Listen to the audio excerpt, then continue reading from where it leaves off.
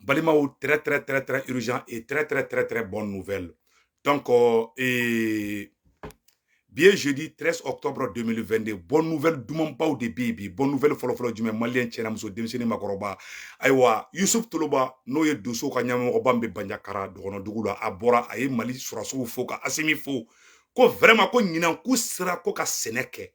a famana u kun tɛ ka sɛnɛ kɛ ni kungo k'i bɛ sɛnɛ kɛ dɔrɔn b'i bali ka sɛnɛ kɛ ko ɲinan kɛni k'u sera ka sɛnɛ kɛ ko alhamdulilayi an b'a fɔ bravo à l'armée malienne an b'a fɔ bravo au président maréchal Assimi Malien an y'o de fɔ ni mun kɛra don min na n'o ɲɛna an b'o fɔ an bɛ ka Assimi fɔ an ka courage d'an ka armée ma an k'an kɔlɔsi intoxication na o ye bonne nouvelle fɔlɔ fɔlɔ fɔlɔ fɔlɔ ye bonne nouvelle filanan mun bɛ yen Maliens ayiwa Guinéens yɛrɛ ka ministre bɔlen a vidéo bɛ yen n bɛna a vidéo yira aw la Guinéens yɛrɛ ka ministre bɛ ka bɔ ka démenti ko kuma mun bɛ ka fɔ ko Guinée ni Mali frontière la k'u kɛlen bɛ k'u bɛ fɛ ka taga Français ka base sigi ko tiɲɛ t'a la dɛ France yɛrɛ ambassadeur fana bɔra k'a démenti Français ka ambassadeur bɛ Lajinɛ o fana bɔra k'a fɔ ko tiɲɛ tɛ dɛ ko Faransi sɔrɔsi kelen tɛ ka taa Lajinɛ ko tiɲɛ tɛ kuma in na donc nin ye main dan ye main tigila ye Malien donc ne bɛna k'a la aw ni an bɛ jɛ an b'a lajɛ ɲɔgɔn fɛ an bɛ Yusuf Toloba fo an b'a fɔ ko vive l'armée malienne an b'a fɔ ko vive la montée en puissance de l'armée malienne Maliens aw n'an ka jɛ an ka Yusuf Toloba kumakan na mɛn Dana Amasogo ɲɛmɔgɔba ko grâce à l'armée malienne k'u bɛ ka se ka sɛnɛ kɛ bi a ye kɛra caman bila a ye kɛra caman bila Maliens an ka jɛ k'u lajɛ ɲɔgɔn fɛ. Bi le 12 10e mois 2022 bi ami bayagala ya vraiment doso be farla ñon kan ya aywa amba ke cogodi sabu wiya yira ka foko anti danekera ko anti senekera sisan ñotiga de be anga jija anga famo deme yalla mo be sega seneke cogomina ñotiga ni abisega la anga la ñini du sedeu barani awya damina cogomina awga labante maro mana iduna ko jugula amayide tanki mali drapeau ni be ikana femme be sariya soso e makanga kwala halbi alaga anga surasu deme barakestugo sisan akai voilà barakestugo sisan akai barakestugo sisan akai a yɛrɛ y'a mɛn sisan dɛ ko an b'an ka sɔrɔsiw dɛmɛ u ko k'an tɛ se ka danni kɛ an ye danni kɛ an ka forow bɛ ka falen ala ni Assimi sababu ala ni an ka sɔrɔsiw sababu an ka sɔrɔsiw bɛ k'u dɛmɛ n y'o de fɔ na Maliens wallahi an ka armée soutenu billahi u bɛ k'u se k'o kɛ nin tɛ kumakan ye dɛ Dana Amasogo u yɛrɛ ka mɔgɔw kun ka Segu Tunkara bɛ bɔla don o don a bɛ ka fɔ tan main dan ye main tigila an bɛ kuma ni prévu de aw yɛrɛ bɛɛ tulo b'a la bon minnu mɔgɔ tɛ faso fɛ olu hali n'u ye nin ye o t'a zi m'a fɔ ko mɔgɔ min bɛ taa zi n ko ye fasoden jugu ye dɛ caman bɛ yen u bɛ nin kalama u t'a zi dɛ parce que u tɛ Maliko kɛlɛlaw a yɛrɛ y'a ye dɛ Dana Amasogo mɔgɔw ko ɲɛmɔgɔba ko Yusuf Toloba a ko k'an kana ɲɔgɔn nɛgɛn ko armée ka baara ɲɛna ko baaraw taabolo ka ɲi sisan an b'a fɔ ko vive l'armée malienne kunun an tagara terroriste bunte Tessit ali sɔgɔmada n'an ka armée bɛ opération na Tessit n'o de fana Maliens a y'aw kɔlɔsi fausse information na les intox a y'aw kɔlɔsi a bɛɛ lajɛlen na a ye nin yɔrɔ tɔ la jɛ dɛ a ko sisan ko baara taabolo ka ɲi ko sisan k'an kana ɲɔgɔn nɛgɛn ko baara taabolo ka ɲi donc an b'a fɔ ko bravo à l'armée malienne an ka nin yɔrɔ tɔ la mɛn voilà voilà sisan ñotiga de be anga jija anga famo deme yalla mo be sega seneke cogomina ñotiga ni abisega la anga la ñini du sedeu barani awya damina cogomina awga labante maro mana iduna ko jugula amayide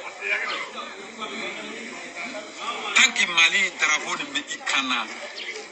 femme be sariya soso e makanga kaba ɲini donso fɛ ko donso si kana taa bi mɔgɔ kan ko donso kana bi mɔgɔ si kan ko donso kana mɔgɔ si ma ko Mali sɔrɔsiw ko ni Assimi ko Malien fɛn fɛn ka da yɔrɔ min ko bɛɛ ka dan ye ko b'a ɲini donso ko donso si kana taa baga mɔgɔ si ma an b'a fɔ merci beaucoup o de kaɲi an b'o de nɔfɛ an ka kuma tɔ la ala ka an ka sɔrɔsiw dɛmɛ baara kɛcogo sisan a ka ɲi voilà baara kɛcogo sisan a ka ɲi baara banna o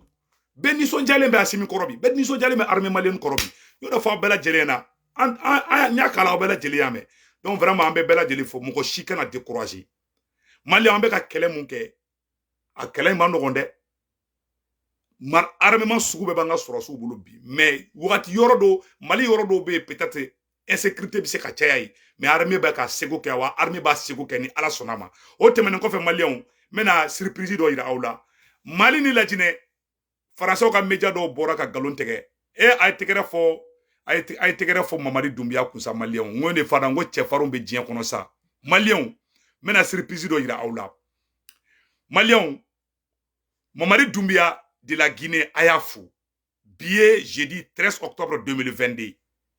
a ye Faransi ambassadeur yɛrɛ de wele kala jɔ a Faransi ambassadeur yɛrɛ k'a bɔ a da ko Faransi ka sɔrɔsi tɛ ka taa Guinée colonel Mamadou Doumbia que Dieu te bénisse que Dieu bénisse la Guinée Conakry Maliens an ka jɛ k'o yɔrɔ lajɛ ɲɔgɔn fɛ u ye galon fɛn fɛn tigɛ Faransɛw ka médiaw de y'a fɔ dɛ ko Faransi base bɛna taa sigi Guinée ni Mali frontière la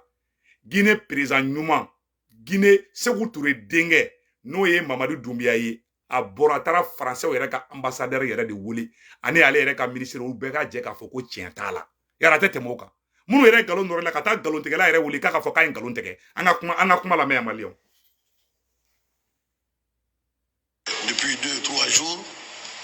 ceux qui ont dit que la Guinée voudrait mettre une base militaire française ici et qui ont échoué lamentablement après le démenti du ministre de la Défense sont revenus par la fenêtre en disant que la France va déployer des militaires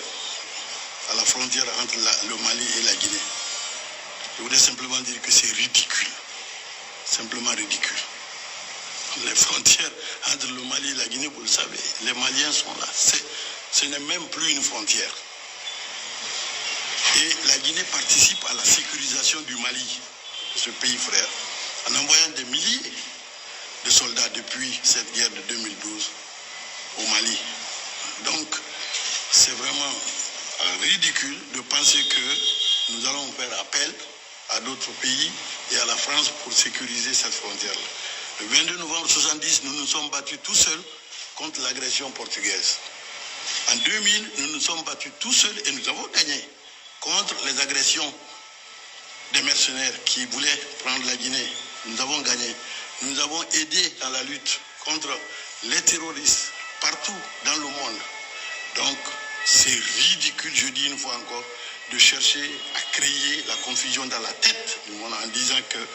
la France et la Guinée vont déployer des troupes sécuritaires. Je le demande et l'ambassadeur de France est ici. Je pense qu'il va le démentir aussi. Monsieur le ministre, merci. Je n'avais pas prévu d'intervenir, mais je voudrais simplement souscrire à 100%, même à 1000% à vos propos. Ce sujet n'est pas un sujet. Et je m'étonne de voir circuler ce type d'informations sur les réseaux sociaux. Je me demande qui peut avoir intérêt ainsi à agiter des questions qui ne se posent pas. Ah, Maliens, Faransi ambassadeur yɛrɛ de bɔra ko tiɲɛ t'a la. K'a sɔrɔ Macron de bɛ ka nin baara ninnu kɛ dɛ. C'est-à-dire que ko ala a ye tɛgɛrɛ fɔ Mamadou Doumbia kusa colonel Mamadou Doumbia a ye tɛgɛrɛ fa ko vive la Guinée Conakry ala de vive colonel Mamadou Doumbia. Mamadou Doumbia taara Faransi ambassadeur yɛrɛ de wele ka micro d'a ma k'a ka bɔ a da ko ngalon de don. K'a sɔrɔ Faransɛw ka médiaw de bɛ ka kuma in fɔ dɛ. Faransɛw yɛrɛ ka médiaw de bɛ k'a fɔ pour que dɔrɔn ka Mali ni Guinée bila ɲɔgɔn na. Colonel Mamadou Doumbia, l'enfant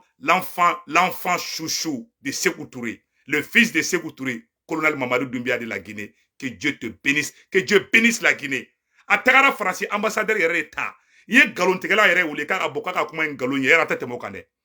Maliens, a taara Mamadou Doumbia tagara Faransi ambassadeur de wele, a Faransi ambassadeur yɛrɛ de bɔra san ka kuma in fɔ, a yɛrɛ y'a mɛn san ko tiɲɛ t'a la, ko kuma mun fɔra. Ko Faransi sɔrɔsiw bɛna taga Lajinɛ ko tiɲɛ t'a la bi ko tiɲɛ t'a la sini ko Guinée ko Assimi ni Mamadi Doumbia k'u bɛna fɔ Bɔbɔ kalama de ko Guinée tɛ Mali janfa awa ko frontière tɛ Mali ni Lajinɛ ni ɲɔgɔn cɛ Siksi barabla mogo munu nya publier ne ma jigo olu la de mogo do y'a fɔ ko Guinée bena taga farasi nɔfɛ nte jigo o caman na de parce que ne yɛrɛ kun dara kuma in na mais ne n yɛrɛ minɛ fɔlɔ ka enquête de kɛ fɔlɔ parce que a kuma cayara média i yɛrɛ dalen bɛ média caman na olu y'a bila quoi donc mɔgɔ caman y'a fɔ n tɛ k'olu critiquer dɛ mais en réalité ni ka ni confusion in créer a bɔra farasi de ka yɔrɔ la awa o Guinée kelen taara farasi ambassadeur de wele k'a yɛrɛ da k'a fɔ ko tiɲɛ t'a la Malien a yɛrɛ ye nin sa dɛ a bɛ fɔ ne ma ko Siksi Barabla donc bonne nouvelle de n'o de fana ko bonne nouvelle be an b'a fɔ la Mali armée filɛ opération spéciale de la Mali armée bɛ ka gosili kɛ Kayi région na Mali armée bɛ ka frappe de kɛ ne bɛ ka kuma aw fɛ yɔrɔnin min na Mali armée bɛ frappe la Tessit Mali ni Niger frontière la Daesh terroriste ma a fɔ ko an ka mɔgɔ ko bɛ tile kelen de kunu ma menaka ni Tessit yɔrɔ bila an ka armée taara avion mun bila a ka ca avion 10 ye sisan u bɛ bomba depuis kunu bɛ bombardement na fo sisan depuis kunu an ka armée bɛ bombardement na fo sisan donc on bɔra ko nouvelle duman de fana malien bɛɛ k'i hakili sigi mɔgɔ si kana paniquer a y'aw kɔlɔsi fausse information na an ka to an ka famaw kɔ an ka to an ka armée kɔ armée bɛ anw de ye armée bɛ ka baara kɛ l'armée monte en puissance armée bɛ ka sagona baara kɛ ala yɛrɛ de sebaya di Mali ma e m'a ye Assimi Goïta ye Alassane Ouattara ninnu bɛɛ k'a bɛɛ kumakan gere histoire des mercenaires u mana plan tracé Assimi bi bɔ k'i jɔ u mana plan tracé Assimi bɛ ko k'i jɔ ala de barika don Mali la ni mɔgɔ k'i bɛ bila Mali la bilahi ala bɛ tila k'i la maloya malien bɛɛ bɛ bɔ a kalama o nouvelle demande de kun bɛ n bolo n ko bɛ soli ka nin fɔ ɲɛna anw bɛ 4 heures du matin de la ni y'an bɛ bɔ ka nin fɔ faso kanu de don donc malien o de don aw kan bɛn journée kɔnɔna na vidéo wɛrɛw bɛ se ka na ni nouvelle duman wɛrɛw bɛ yen n b'aw la dɔnniyaw la que Dieu bénisse le Mali malien bɛɛ k'i sigi tranquille a y'aw kɔlɔsi fausse information na malien kuma caman bɛ fɔ a bɛ fɔ k'aw jatigɛ de a bɛ fɔ ka Assimi goya aw ye de a bɛ fɔ k'aw bila aw yɛrɛ ka fangaw de la a y'aw kɔlɔsi o kumakan caman na a caman tɛ tiɲɛ ye Français yɛrɛ ka médiaw de bɛ mɔgɔw bila ɲɔgɔn na u bɛ fɛn caman fɔ n'u ma bɔ bi Choguel démissionné la u bɛ bɔ sini Assimi ni karisa Assimi ni Ablaye Mayiga mandi an b'an ka transition bɛɛ kɔ a sɔrɔsi fara civil kan fanga mun b'an kunna c'est un pouvoir militaro-civil donc civil ni militaire de bɛ ka Mali gérer bi a bɛɛ ka ɲɛmɔgɔba o sɔrɔsi de n'o ye Assimi ye donc an bɛɛ bɛ Assimi de kɔ que Dieu bénisse Assimi que Dieu bénisse le Mali que Dieu bénisse l'Afrique o de kun don a kan bɛn